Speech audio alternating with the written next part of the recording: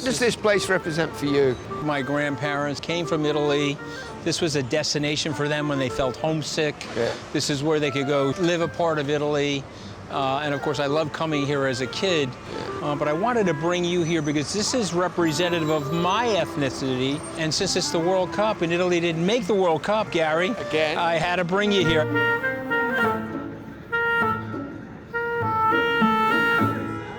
I wanted to take you to this neighborhood because this is a neighborhood that I used to come to when I was a kid. Yeah. This is considered the first pizzeria. Yeah. 1905, the year of my grandmother's birth. This place was teamed. There's probably 4 million Italian Americans arrived here over a 35-year period of time.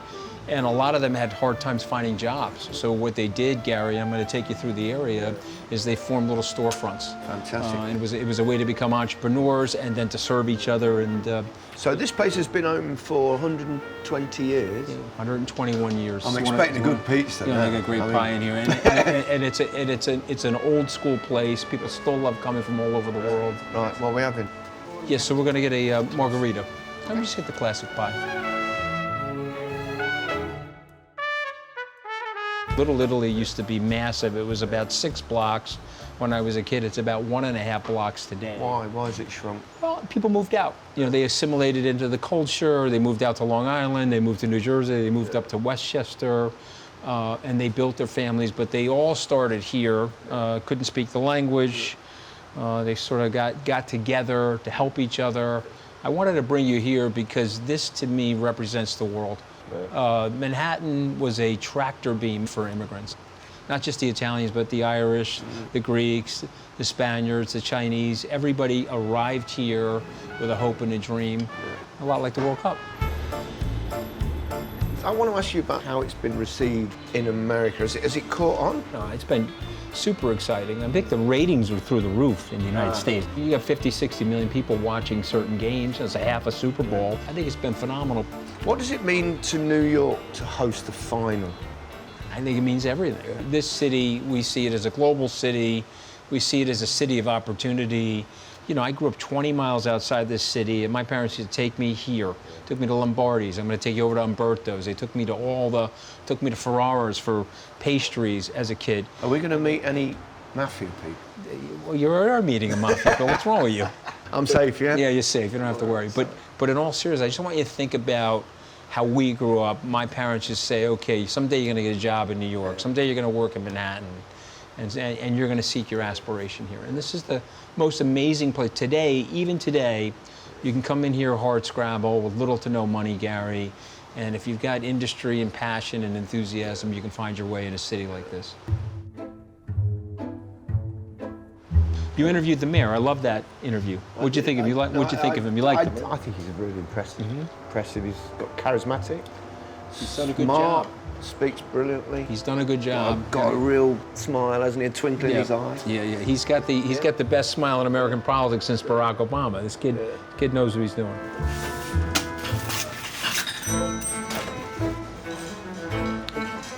Remember, this is some old school stuff here, sir.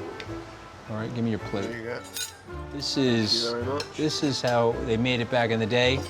I remember here with Mr. Lombardi, if you were poor and you came in, he said, what could you afford? If somebody said 2 cents worth back in 1905, he cut them a smaller slice. If somebody said 5 cents worth, they got a bigger slice. That was Mr. Lombardi. That was a very famous story.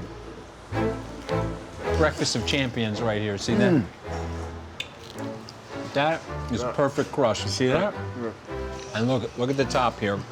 It's not overdone, but it's crispy, and this is exactly why I'm fat. And this is why we're going to have the rest of his diet at some point for the goal hanger people.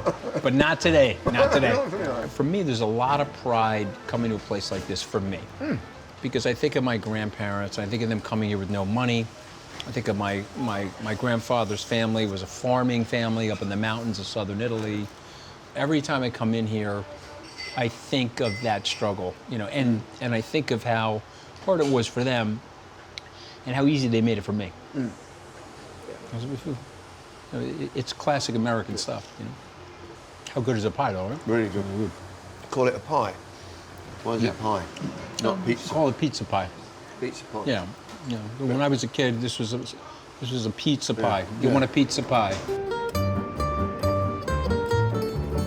This was all Italians down here, and in every block, and they would rent these apartments, and then what would they do for a living? Well, geez, we got to do something, and so they would start things, right? And so I'm going to walk you over to Parisi's Bakery over here. We'll just take a look. Bakery. This is 100+ years old. When you went to an Italian wedding, you know what the toast was? May your life be like a loaf of Italian bread, long and filled with dough. Right? You like that, right? I like that. And Sinatra used to call here, he'd fly this bread to Palm Springs. He'd fly the bread to LA. Oh, thank you. You listen? Oh, yeah. Thank you. Say hello to Gary Lineker. He owns the company. Hi, hello. I'm just one of his minions. Your show is awesome. Thank Tell the you. truth. Thank you. Come on, Minion. I Thank think you. we've made you famous. You made me famous. Well, actually, you made yourself infamous. Say hello to Gary Lineker, my brand manager, okay?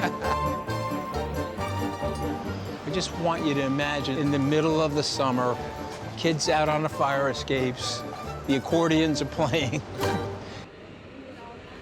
The mob had a big influence in this city, there's no question about it. And down here was a protected place. No crime in this area. No. Did you ever know any of the big dogs in that world? The big dogs, well, listen, I'm good friends with John Gotti Jr. I actually saw John yesterday. His father was obviously, you know, John Gotti. My father was more like the De Niro character in The Bronx Tale. He kept his nose clean, he paid all of his bills, he made sure that we stayed away from all of that stuff, you know, but this was a place you would come, and here's San Gennaro, patron saint of Little Italy. They have the Feast of San Gennaro, and they'll close this street down, and there'll be a marketplace out here, and there'll be wheels you can gamble, you know, play the numbers, all the old school stuff. As we get to Debal, this is one of the best Italian delis, food shops.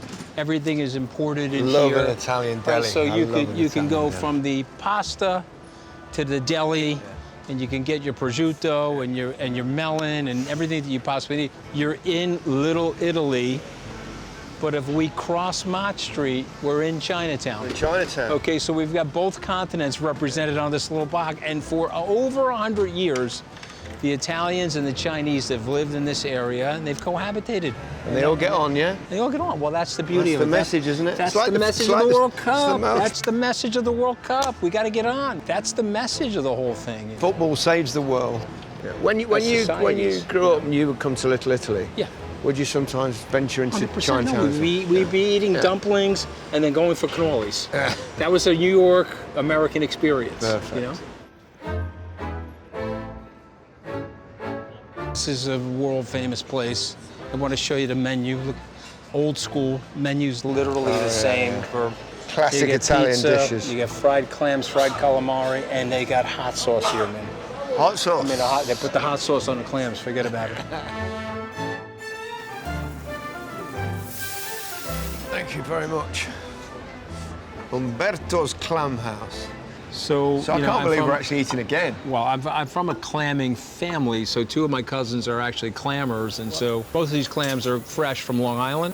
This place has been around forever, but it's moved a few times, and so this is probably its third location, but the most famous location is right across the street where Da Gennaro's is, and of course that's where Joey Gallo was killed. Is that where they shot him in? They shot him right in the head. He was sitting there.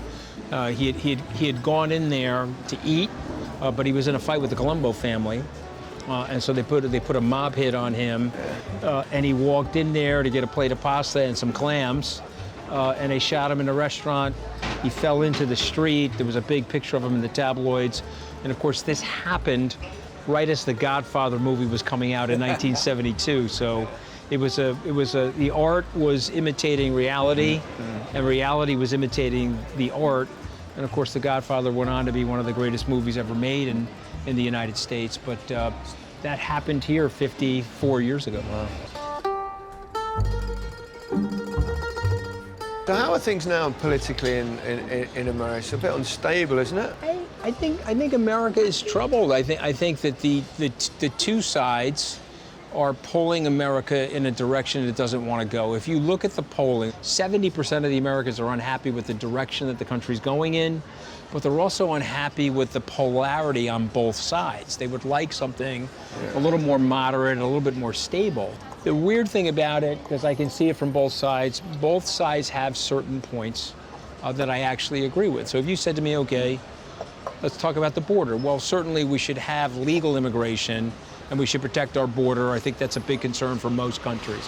The flip side is we need the workers. If you're going the thing I was going to ask you is about immigration here, because obviously New York is a prime example of how immigration works. Yes. And I always think it seems to be so much hatred directed at immigrants now. Yeah. But that's what America's made of. Okay, but again, from a small minority of the population. So, you know, the Trump movement, the parts of it that I despise, they're dog whistlers for white supremacy. They want to get America back to 1947 when it was, I guess, more segregated America. They support things that, to me, are at 2026 classically un-American. So, why do you think they're doing that? Fear. I think ultimately. Fear of what? I think people are xenophobic. They fear foreigners. There's an American nativism. It's a sort of funny thing about America because really the only natives are the Native Americans. But if you got here in the 1600s, you don't like the people that got here in the 1700s or the 1800s, you know? When the Irish got here, the British were beating up on them. But when the Italians got here, the Irish were beating up on the Italians. And so this is sort of this classic American nativism. But what I have said, and I will continue to say, that the immigration is the backbone of the country. This is where the intellectual capital comes from, the innovation. You want rich and poor immigrants. You don't want to hand select the immigrants. Sergey Brin, who is one of the founders of Google, he came in as a Ukrainian Jewish refugee, dirt poor. He created Google, Gary. He's worth $200 billion. So in other words, don't profile people. Allow them to come in, but where the Republicans, I think, make a terrible mistake is that these coastal cities bring in the immigrants. Guess what you're going to need? You're going to need infrastructure and safety nets, and you're going to need economic welfare systems in place, and that costs money. Where do you think America's heading? Do you think this is kind of a pivotal moment? Have they got to decide which way they want to go? I'm optimistic because this happens in America, and unlike Britain, I would say this to you, you have 1,000+ years of culture. The Italians go back to the Roman Empire. The French have 1,000+ years of culture. But this country is a brand new country. Your king said better than anybody, 250 years ago or just the other day, right? Exactly. I mean, and good line that was. It was a great line, but he got it in context. This is a popular culture without a long-standing culture. So when we lose our institutional memory, when our war leaders die off, or the people that built the post-World War II order are no longer with us, newer politicians, newer people in the population say, well, what was that about? Why do we need that? Why do we care about that? And they forget that certain things were put in place to protect them and to protect the balance of things. And so in 80 years after the Revolution, we had the Great Civil War. We couldn't solve the problem of slavery, the stain in the Constitution, through anything other than warfare. We killed 600,000 of our fellow Americans. 80 years after that, we had the Great Depression, which was the precursor to the Second World War. And so, Gary, we're 80 years out from that war, literally 81 years out. We improved ourselves, we repaired ourselves, we found ways to renew ourselves. I believe we will do that again. What do you made of the politics of the World Cup and the occasional intervention of the president? We've seen that with the Balogun red card. It's the Trump culture, right? So we break the norms and the standards. We have Senator Mitch McConnell, age 84. He's disappeared, been in the hospital since June 14th. No one has really seen or heard from him. Scott Jennings said he spoke to him. There's no evidence of it. But in Trump's America, you can just say whatever you want with impunity, do whatever you want. And so Trump is bragging. He was telling his staff, oh, you think Kamala Harris could do that? Yeah. Only I could do that. In the meantime, of course, Kamala Harris wouldn't do that because you're breaking norms and standards, and the processes are what makes things fair in a society. So I dislike that. Why do you think FIFA have allowed themselves to be influenced so much by Trump? It has to do with significance, Gary. You know this from the powerful people that you talk to. Yeah. They want to be in the room. They want to be in the circumference of power. There's something about proximity to power that's very intoxicating. And by the way, I myself have fallen victim to that in my life. So I'm a human being willing to admit my human weaknesses, but at least I was able to call myself out on it and remove myself from the process. I think it's very dangerous, and I think our founders, your parliamentary system, you've put rules and procedures together to protect us from our worst instincts.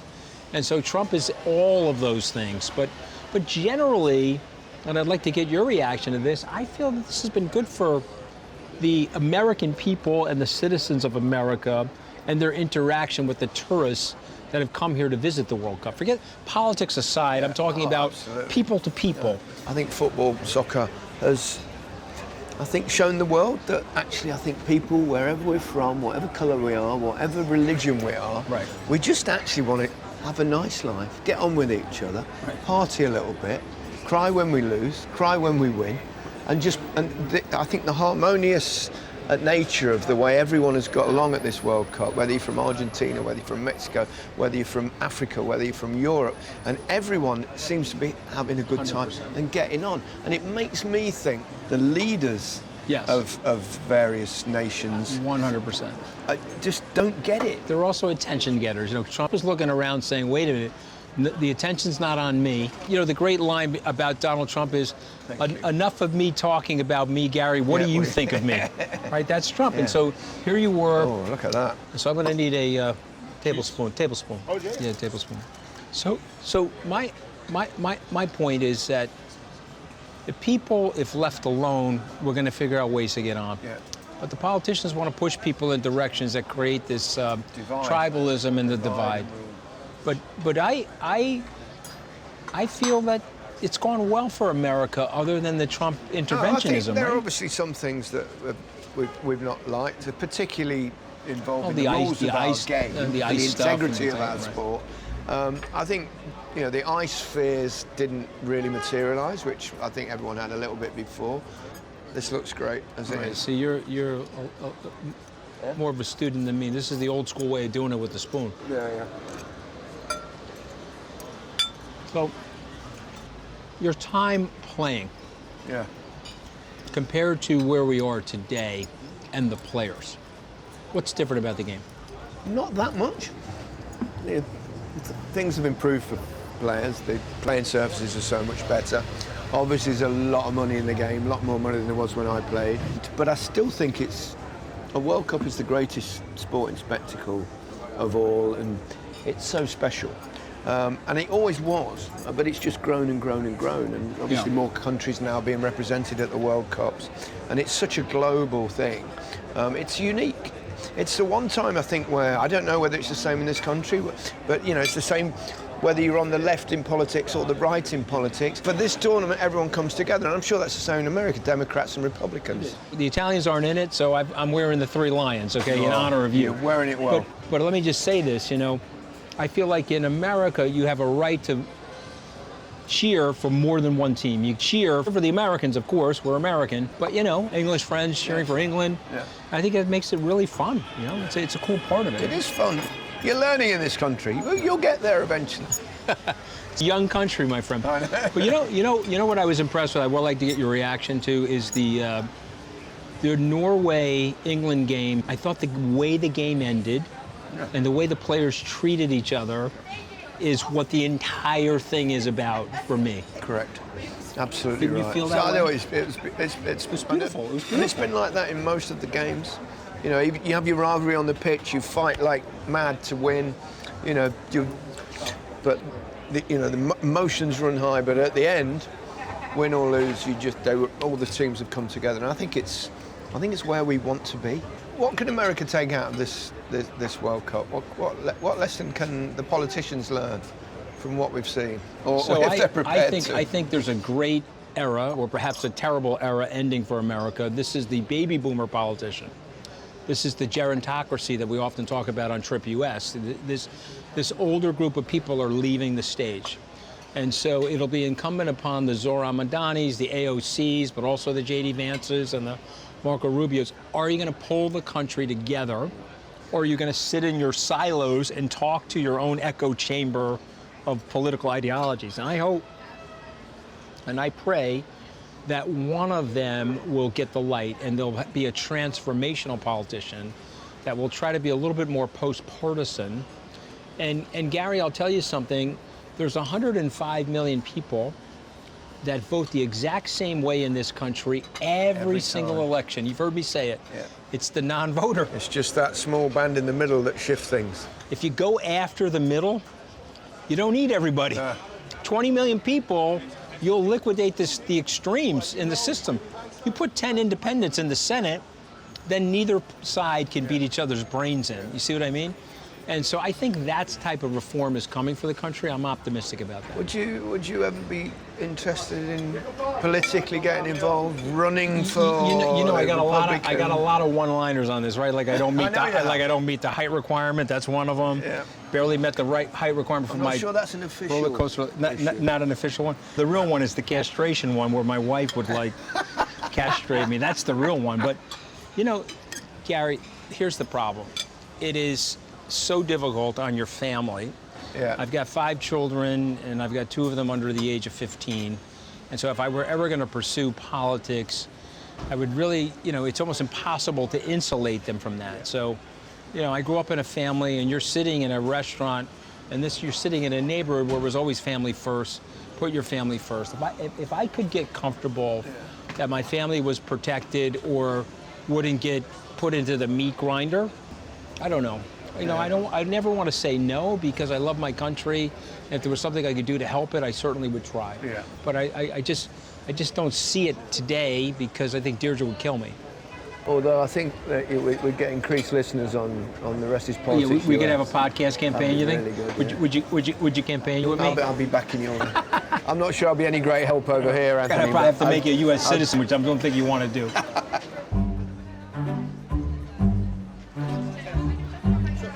Buongiorno.